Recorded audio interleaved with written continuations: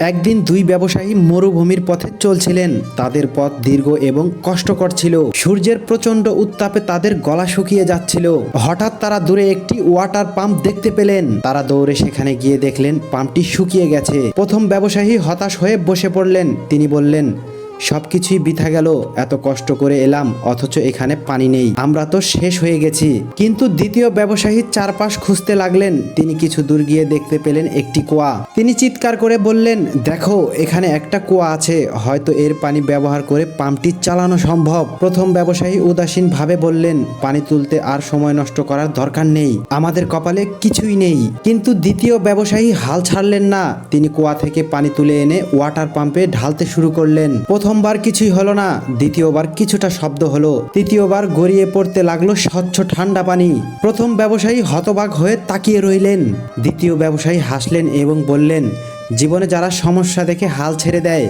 তারা কখনোই সফল হতে পারে না, আর যারা সমস্যার সমাধান খোঁজে তারাই বিজয়ী হয়।